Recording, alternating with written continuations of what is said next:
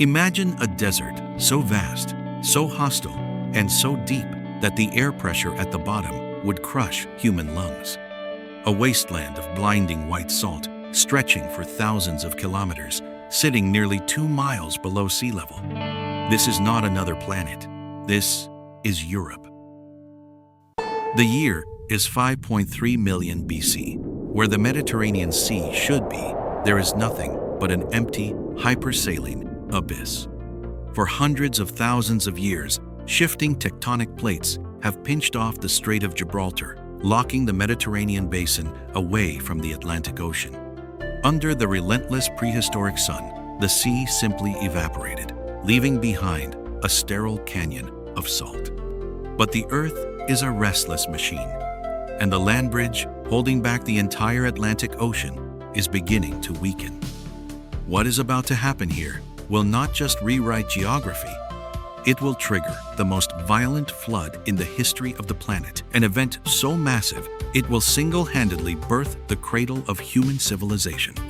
And it is going to happen in the blink of an eye. The warning signs begin subtly. They are not measured in days, but in millennia. Deep beneath the crust, the African and Eurasian tectonic plates, locked in a slow-motion collision, begin a period of subsidence.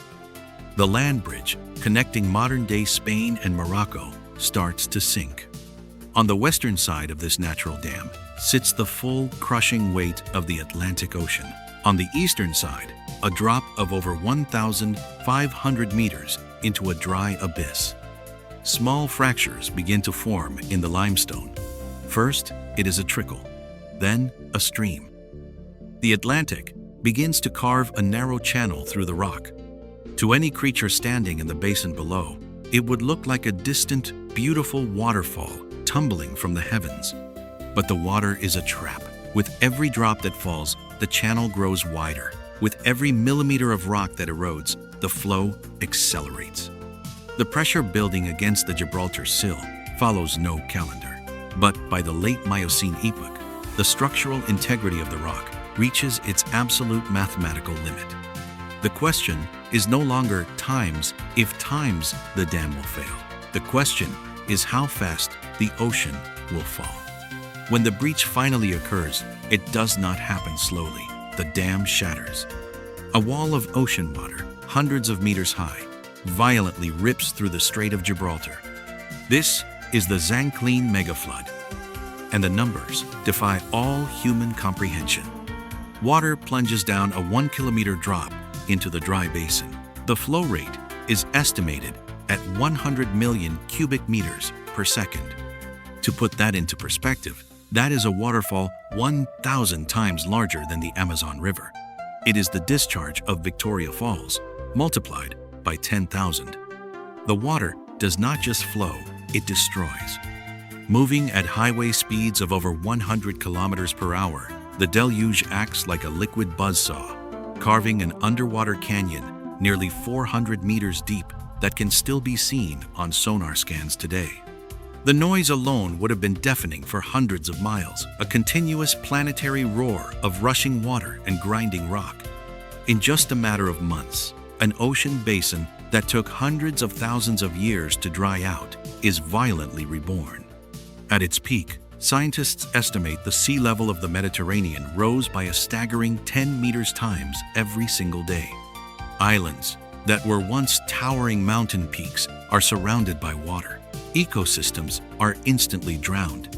In less than 2 years, the Mediterranean Sea, as we know it today, is completely filled. When the roar of the water finally stops, the world has fundamentally changed. The event is over, but the butterfly effect has just begun. By refilling the basin, the Zanclean flood permanently altered the global climate. The massive body of water began to moderate the extreme temperatures of southern Europe and northern Africa, creating the mild, predictable Mediterranean climate we know today.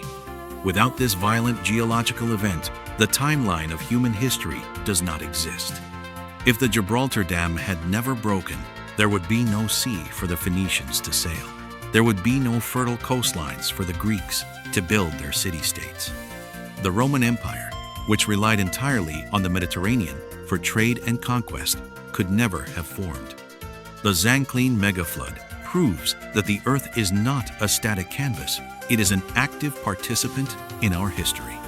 A dry, toxic wasteland was destroyed in a matter of months, only to become the very cradle of Western civilization. It is a reminder that the world we live in, the shores we build on, and the seas we sail are all born from unimaginable geological violence. And what the Earth can build, it can always take away.